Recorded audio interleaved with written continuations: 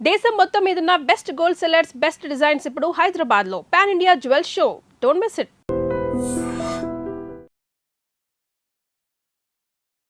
Welcome to I dream. నేను ఉదయశ్రీ. ఈ smart phone effect ఎలా ఉంటుంది అంటే చిన్న పిల్లలపైన, బ్రెయిన్ పైన దాని ప్రభావం వల్ల వాళ్ళు ఏం చేస్తున్నారో వాళ్ళకి అర్థం కావట్లేదు. డెవలప్మెంట్ సమస్యలు వస్తూ ఉన్నాయి అండ్ ఇంట్లో పేరెంట్స్ చెప్పిన మాట వినరు. మొత్తం ఎడిక్ట్ అయిపోతూ ఉన్నారు. ఇక్కడ అహ్మదాబాద్లో ఒక 16 ఏళ్ల అమ్మాయి స్మార్ట్ ఫోన్కి ఎడిక్ట్ అయిపోయి ఇంట్లో వస్తువులన్నీ చిందరవందరగా పడేయడం, పగలగొట్టేయడం, అసలు అంటే తన ఎమోషన్స్ అన్నీ కూడా ఆ మొబైల్లో ఏం చూస్తుందో, ఏం చేస్తుందో ఆ ఎమోషన్స్ అన్నీ కూడా ఇంట్లో వస్తువులపై చూపించడంతో ఆ తల్లిదండ్రులు మానసిక వైద్యులను కలిసి ఆ అమ్మాయికి ఒక 4 గార్డ్స్‌ని పెట్టారన్నమాట.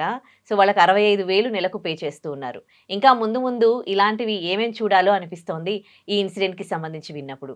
సో, ఇదే ఇవాల్టి మన టాపిక్. దీనిపై మాట్లాడడానికి మనతో ఉన్నారు motivational speaker, public speaker and family counsellor Rajani Rama గారు.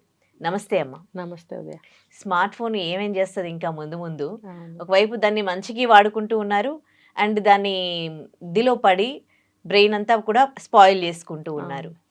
ఏంటి దీనికి పరిష్కారం అంటూ లేదంటారా? ఇప్పుడు 65,000 పెట్టి ఆ పేరెంట్స్ ఆ అమ్మాయికి బాడీ గార్డ్స్ని పెట్టాల్సిన పరిస్థితి ఏంటి అసలు ఏమనుకోవాలి? చెయ్యి దాటిపోతున్నారు ఉదయ పిల్లలు. వాళ్ళు ఏం చేయలేకపోతున్నారు పేరెంట్స్.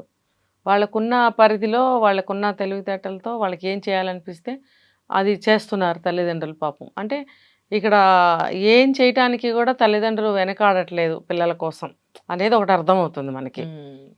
ఇప్పుడు ఇంత దూరం వచ్చే వరకు వాళ్ళు ఉండకుండా కాస్త ముందుగానే మేల్కొంటే బాగుండేదా అనేది నాకు అనిపించింది కదా. ఆ ఎడిక్షన్ అదని ఏదైనా వ్యసనమే అంటాం. ఇప్పుడు మనమైనా కాసేపు ఏదైనా చూసామంటే అవి వస్తూనే ఉంటాయి.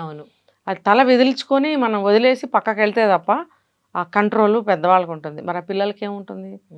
పిల్లలకి అసలు కంట్రోల్ లేకుండానే ఉంటుంటారు. వాళ్ళు కోప ఆవేశాలని ఆపుకోలేకపోతున్నారు పిల్లలు. ఎందుకు అని అంటే ఒకటే రీజన్. ఇప్పుడు మనం పేర్లు పెట్టుకోక్కర్లేదు, జెన్జీ అని, ఆల్ఫా అని, ఇంకోటని, అనవసరం ఇవన్నీ కూడా. ఏంటనంటే పిల్లలకి కష్టపడకుండా ప్రతిదీ అందించడం మెయిన్ రీజన్. మెయిన్ అంటే మెయిన్ 25 ఏళ్ళు వచ్చినా 30 ఏళ్ళు వచ్చిన పిల్లల విషయంలో ఇలాగే మాట్లాడుతున్నారు. ఇప్పుడు ఒక 35 ఇయర్స్ ఏజ్ వచ్చిన పిల్లలకి కూడా పోన్లే కష్టపడుతున్నాడు పాపం అని ఇచ్చామనుకో, అక్కడ మేబీ ఆ పిల్లలు కష్టపడుతూనే ఉంటారు. అటువంటి సందర్భంలో మనం ఇలా అనుకోవడంలో తప్పులేదు.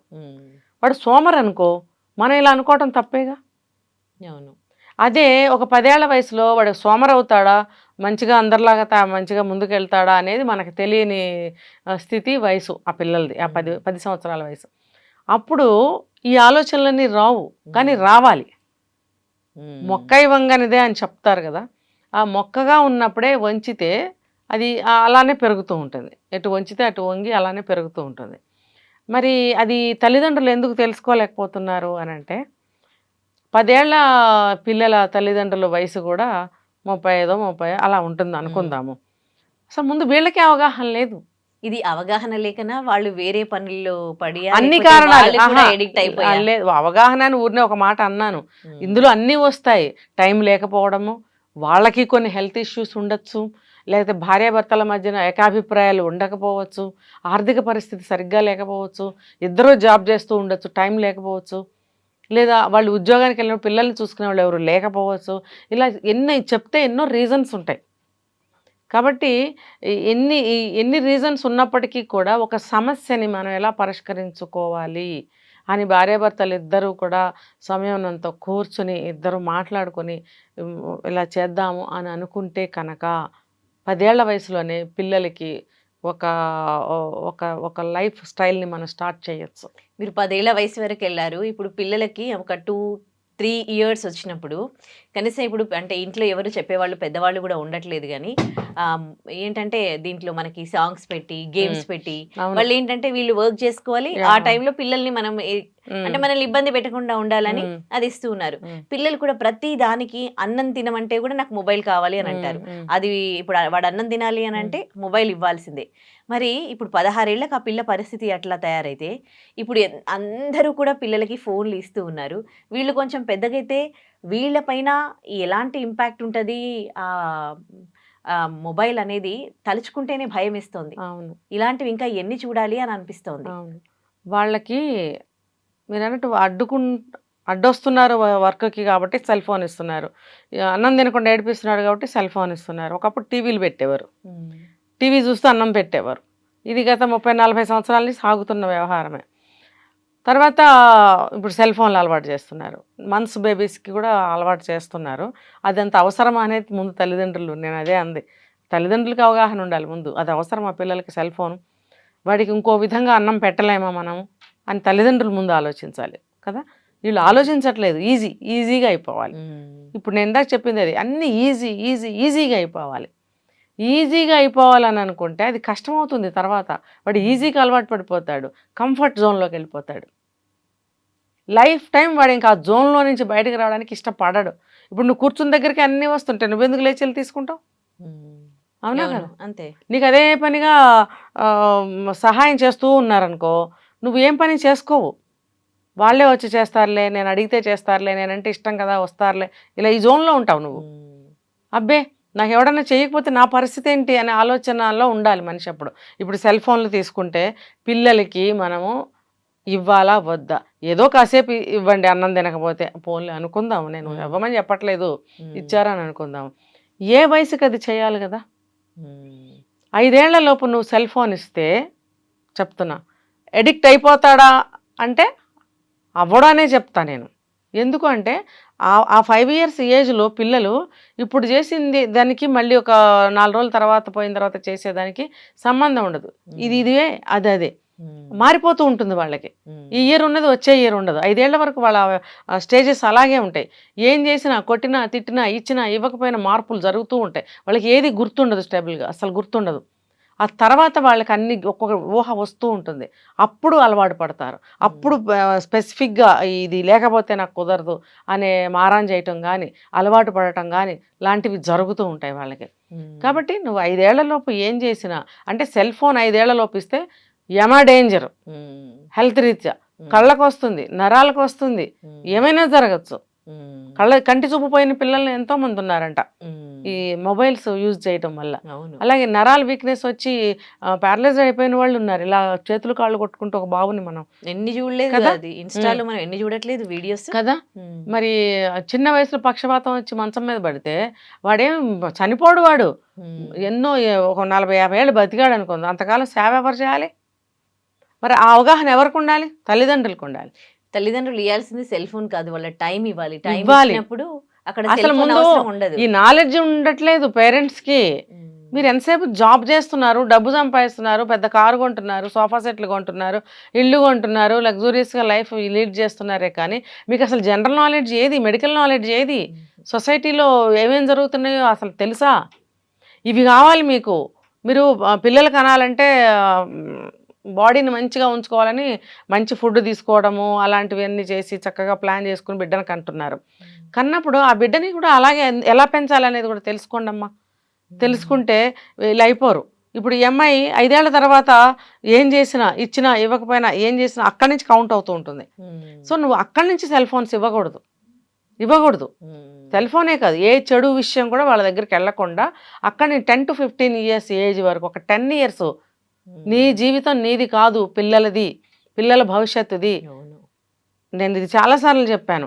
పిల్లల భవిష్యత్తు బాగుంటే మన భవిష్యత్తు బాగుంటుంది, పిల్లలు బాగుంటే మనం బాగుంటాము, టోటల్గా సొసైటీ బాగుంటుంది.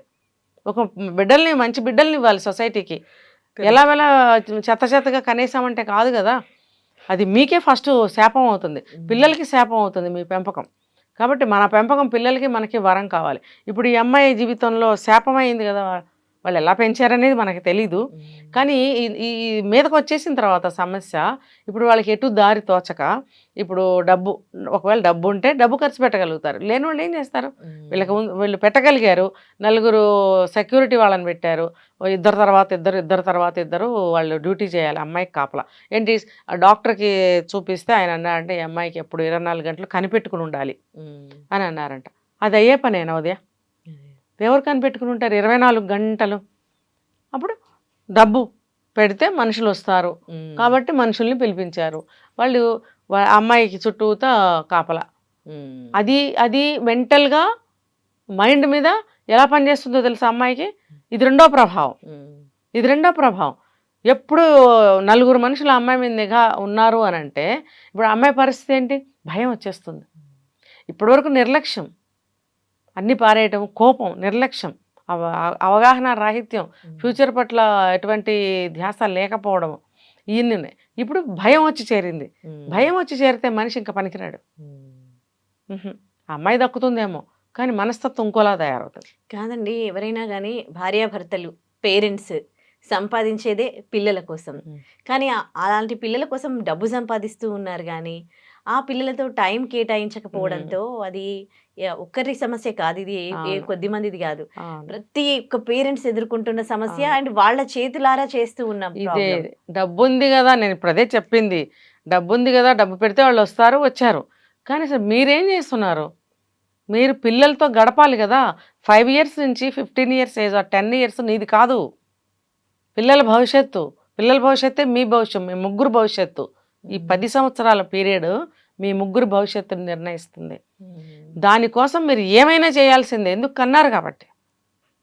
సక్రమంగా తీర్చిదిద్దగలగాలి, తీర్చిదిద్దటం కోసమే మీరు పాటుపడాలి. ఇప్పుడు వెంటనే ఎవరు పిల్లల్ని కనడానికి ఇష్టపడట్లేదు, ఎంజాయ్ చేయాలంటున్నారు. చేశారు కదా, మీ టైం మీరు తీసుకున్నప్పుడు పిల్లలకి టైం ఇవ్వరా? మీరు ఎంజాయ్ చేయడానికి మీరు టైం తీసుకున్నారు, ఆఫ్టర్ దట్ మీరు పిల్లల్ని కన్నప్పుడు ఇప్పుడు టైం అంతా పిల్లలదే అనే కదా మీ అర్థం కూడా, మీ ఉద్దేశం కూడా పిల్లల కోసం అనంటే పిల్లలదేగా టైము. మరి అలాంటప్పుడు వాళ్ళకి మీరు 10 ఏళ్ళు కేటాయించాలి. మీరు పెళ్ళిళ్ళే లేట్ చేసుకుంటున్నారు 30 ఏళ్ళకి. 30 ఏళ్ళ జీవితం మీరు ఎంజాయ్ చేశారు, ఇంకొక 5 ఏళ్ళు వైవాహిక జీవితం ఎంజాయ్ చేశారు, 35 ఏళ్ళు మీరే ఎంజాయ్ చేశారు, లైఫ్లో సగభాగం అయిపోయింది. మరి ఈ 10 ఏళ్ళు పిల్లల కోసం మీరు ఎందుకు ఇవ్వరు? టైము ఇవ్వాల్సిందే. 10 సంవత్సరాలు మీది పిల్లలకి కేటాయిస్తే అక్కడి నుంచి వాళ్ళు బ్రహ్మాండంగా ఉంటారు, ఎటువంటి చెడు వైపు వెళ్ళరు. అక్కడ కూడా మీరు ఒక కంట్రోల్ అనేది పెట్టాలి. విచ్చలవిడిగా డబ్బు ఇవ్వకపోవటము, ప్రతిదానికి పర్మిషన్ ఇవ్వకపోవటము, ఈ 2 చేయాలి. చేసినట్టయితే 16-15 years తర్వాత కూడా వాళ్ళు చక్కని పద్ధతిలో ఉంటారు, ఇలాంటి పరిస్థితి రాదు. Right, thank you so much.